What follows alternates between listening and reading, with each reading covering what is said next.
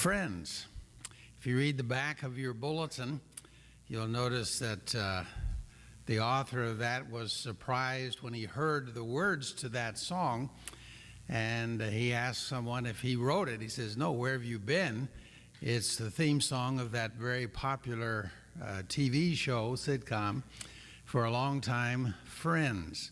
Now, there are some things we like about that show or some things we may not like about it, but it shows how deeply that idea of friends and the importance of friends appeals to everyone, that you have a show that emphasizes that importance. When you go to Proverbs, one of the good advice or wise advice categories in the Old Testament, you're going to see a lot of advice about friendships as well, and that's what we're going to talk about this morning. Friends, primarily as they're described in the book of Proverbs, and then we're going to go and finish with a text from the Gospel of John. But we are encouraged when we read the Proverbs to choose our friends wisely. We can choose friends foolishly, and he warns about that in chapter 1, where he really talks about the gang culture, and he's saying, "My son, avoid this kind of company, these kind of people who are into violence, who are into theft, who are into no good things, are going to cause you problems if you're not careful. You need to choose your company, your friends better, because the friends we choose are the ones we become like. Choose your friends carefully because we become like them. Walk with the wise and become wise. Associate with fools and get in trouble." So who do you keep company with? Are they wise? Are they people who not only have knowledge but know how to apply the knowledge in a wise way? There are some smart people who aren't wise. But if you keep company with those who are wise, who know how to live and to live wisely, it's going to rub off on you. Unfortunately, the opposite of that is also true, where it says, "Don't befriend or be friends of angry people or associate with hot-tempered people." Why? "Or you will learn to be like them and endanger your soul." We tend to become like the people we hang out with. And if we hang out with the wise, it's going to rub off on us. If we hang out with those who are hot-tempered, it's going to rub off on us. And I think whether we're hanging out with them one-on-one or individually, personally, that's one way we hang out with somebody. But we also hang out with them online, don't we? You hang out with any angry people online? Have you noticed that you might be becoming a little more angry yourself because your online internet company are angry? I think there's a lot of that going on today, where people are uptight and they're angry and they're expressing it online. Sometimes we just need to unplug and get rid of that for a while, take a Sabbath from it, lest we become angry people ourselves, to where we're doing more talking than we're doing listening. Well, choose your friends wisely, because there are fake friends. There are some friends that say they're friends, but when it comes to it, they're not really. Wealth makes many friends. Poverty drives them all away. Now just ask yourself, would you rather be a good friend of someone who's wealthy or someone who needs help? That's a pretty good test. And if you're a good friend of someone who's wealthy and maybe is close to passing on and is writing his will, you kind of want to be friendly to that individual. Everybody, he says, wants to be friends with the wealthy. The poor guy, he's got his problems, and I'm not interested in his problems. Many seek favors from a ruler. Everyone is the friend of a person who gives gifts. If the guy is in a position of power, if he can do something for me, I'd like to be his friend. The old term we used to have for it was kiss up. I'd like to kiss up to somebody if it's worth my while. But if I'm just doing this and I'm getting nothing out of it, I'll kiss on down the road. I don't have to spend my time here with this friend who has nothing to offer. That's a phony friendship. And we tend to resist that if we feel like someone wants to befriend us for what they can get out of it. It may not be money, it may not be a new position or some kind of power that they would be willing to share with us. It may just be that they put us in a good light, or their circle of friends now have included us in that. That's a phony friendness that we want to avoid, being or trying to associate with someone who's got that ulterior motive in mind as well. The relatives of the poor despise them. How much more will their friends avoid them? Said even the family said, "Man, we don't want anything to do with Uncle Oscar because he's always looking for something." Though the poor plead with them, their friends are gone. Those are your fake friends, okay? Be careful and choose your friends wisely. You're going to become more like them. Avoid becoming a fake friend, and avoid those who are fake friends for something they can get out of you. Good friends, what are they like? What does the Proverbs tell us? Good friends are loyal. They're faithful. They stick with you. A man of many companions may come to ruin, but there is a friend who sticks closer than a brother. Many companions. You see the contrast there? We have many acquaintances, many companions, but there is a friend that sticks closer than a brother. And that's the type of friend that we want, one who is loyal, who's going to help us become the best that we can be because of that loyalty. Even when we're down, they're up and they stay with us. Notice what Job said in Job chapter 6. To him that is ready to faint, kindness should be showed. He was ready to faint. He was ready to just give it up and throw in the towel. He said what that person needs is kindness showed from his friend.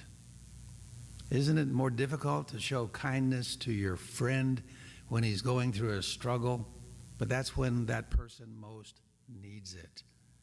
Even to him that forsaketh the fear of the Almighty. Well, he's given up on God. So we want to give up on him? No, Job is saying, to quote his three friends, you guys are my friends, so-called, and the first week of my tragedy, you were close and you were quiet, and you sympathized with me because you gave me a shoulder to cry on. You were just there, and your presence was helpful. It was like what a good friend would do.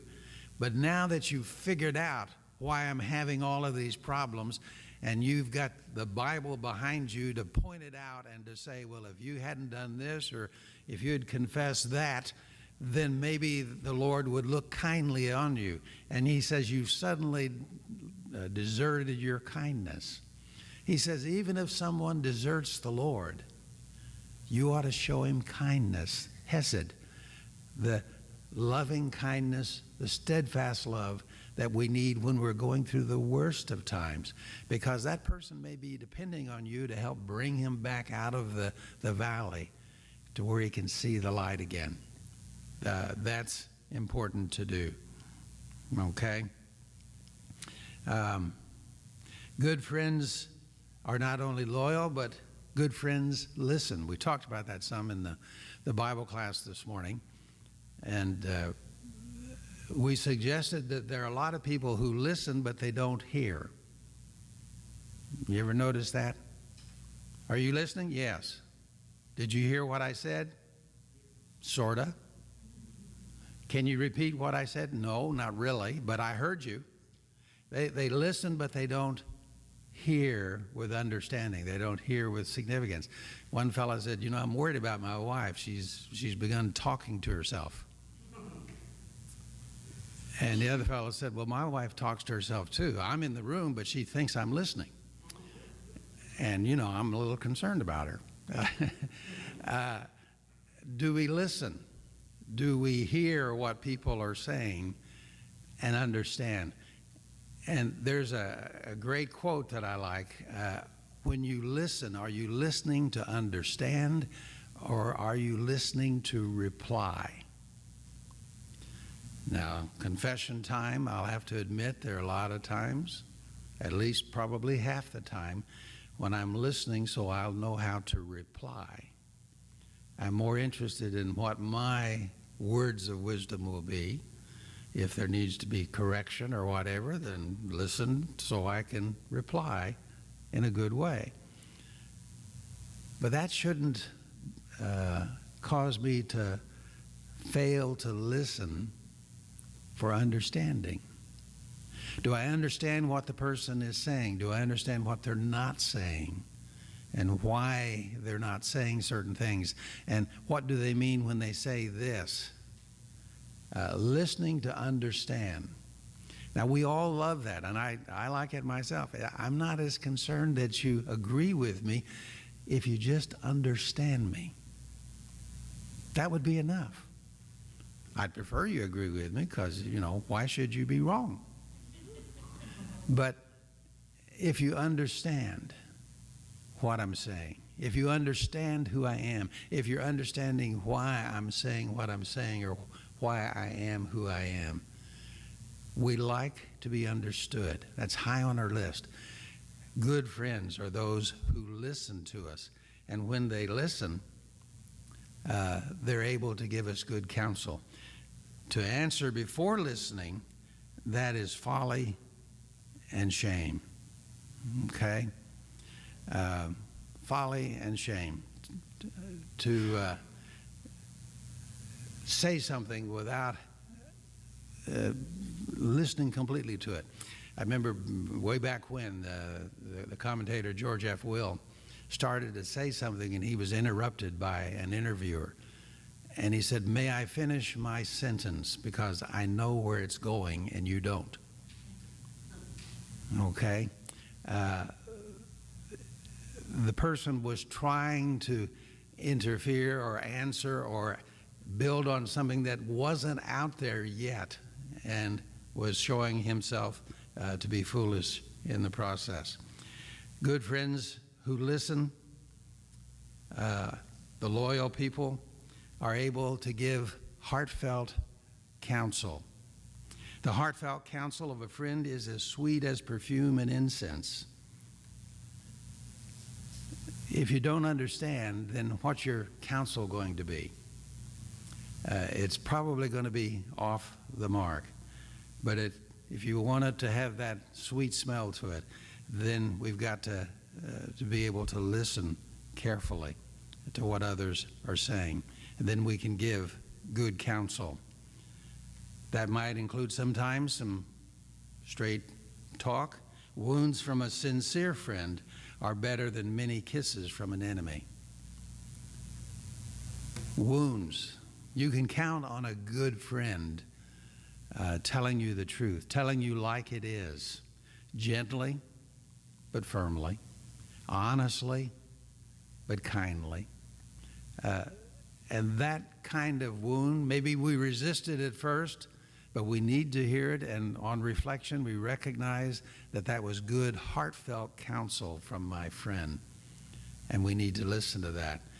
That's a lot better than this ingratiating comment that someone makes just to do something to get an advantage for themselves, or just to get themselves out of a quandary. They don't know how to respond, so they lie. And they don't give it to you straight, and they sort of, quote, kiss up to you. Well, we listen. We're able to give heartfelt counsel when we're listening carefully, wisely. But we're also able, as a good friend, to keep confidences.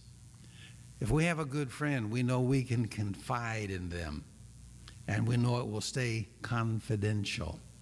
It's not going to be spread around. It's not going to be taken everywhere we don't want it to go. We like people who listen to us and then offer the counsel after they have understood. And when it needs to be kept confidential, they keep it confidential. I read a story about a fellow who was a subscriber to a periodical called Theater Arts.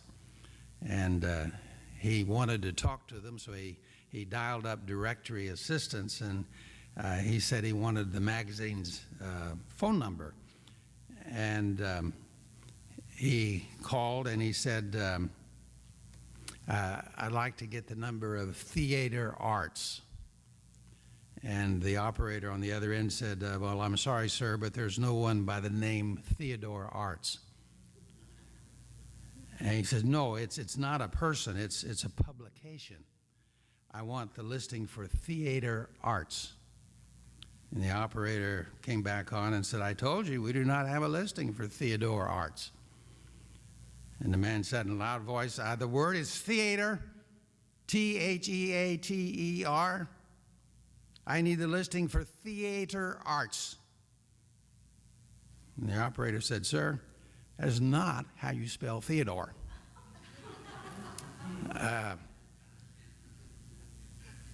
We want someone to listen, to understand, and then to give us the information, the counsel, whatever we need.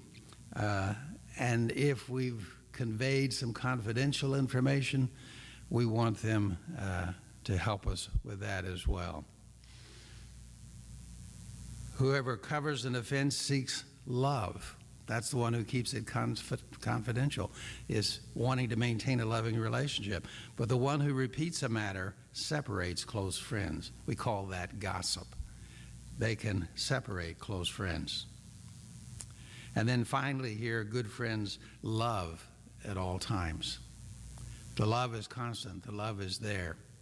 We know that they like us and they're going to bring out the best in us because of that quality that they care about us and they want to see us succeed. They're not in it for themselves necessarily, but they're in it for us. I read a story of two quarterbacks, and some of you may identify with this, from the past, John Elway and Dan Marino. And they finished their careers quite differently. John Elway had two of his best seasons in the last 2 years of his career. He won 2 Super Bowls, Denver Broncos. And then Dan Marino, playing for the Miami Dolphins, his last 2 years in the NFL ended like a thud. And both of them said the difference that they could see in why their seasons ended as they did was they were both serving under new coaches. John Elway really liked the coach, this new coach that he had, and he somehow brought out the best in him, and he won 2 Super Bowls the last 2 years in his career. Dan Marino never did like the coach, the new coach that he had, and so it showed in his record those last couple of years. Both of them great quarterbacks.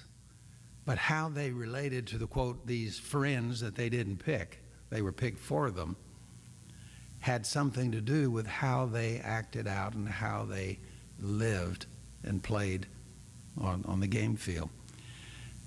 Well, the wise man says love is a key factor here. And if there's a good, loving relationship here, and a friend, a good friend, whether we want to be one or we have one that is a good friend for us, is someone who loves at all times. A friend loves at all times, and we've got that out on our signboard today. There's a brother that is born for adversity. Do you have a friend like that? I hope you do. And if you don't, I hope you'll choose one and choose wisely, who will stay with you through thick and thin, who will be there when you're at your low point as well as the high point. Everyone likes to celebrate with a celebrant, But who likes to be with someone who's in the basement? Job says, that's when you need the good friend. They're born for adversity. They will love you at all times. Jesus said himself, this is my commandment. Love each other in the same way I've loved you. There's no greater love than this, to lay down one's life for one's friend. And Jesus laid down his life again and again. I thought it was interesting that Sergio incorporated some of the discussion this morning about Jesus emptying himself into his prayer here this morning. He emptied himself so we could be full. And I appreciated that. There's no greater love when someone empties himself or gives himself, herself, for our benefit, and it makes us better in the process. If you're not that kind of friend, why don't you choose to become that today? Why don't you decide you want to be the one who puts the other before yourself, and you become that person's friend to help them? You are my friends, Jesus said, if you do what I command. I no longer call you slaves, because a master doesn't confide in his slaves. Now you are my friends, since I have told you everything the Father told me.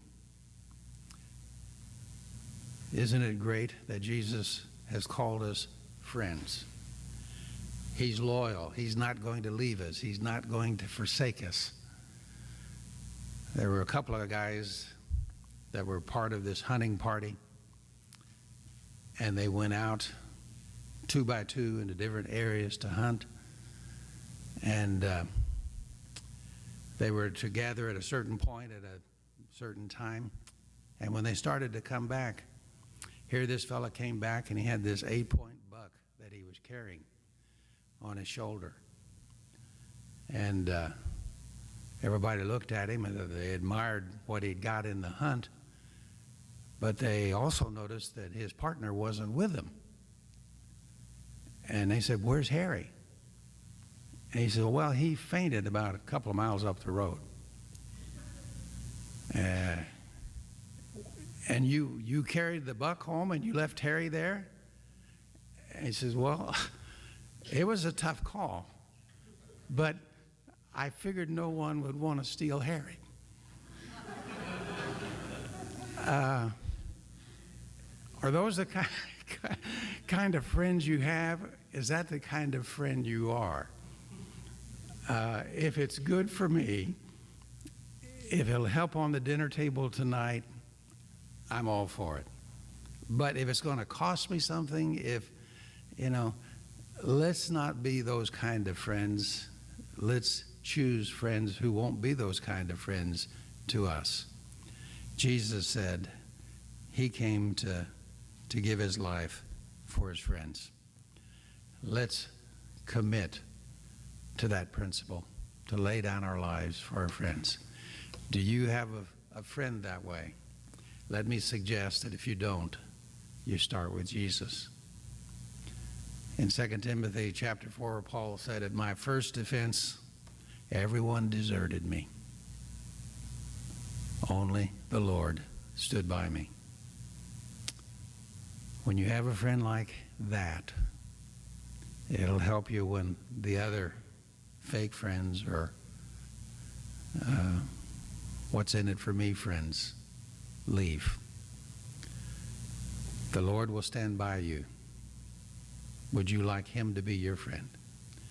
We're going to sing that song now, What a Friend We Have in Jesus. And if he's not your friend and you'd like to ask him to be that, would you respond while we stand, while we sing?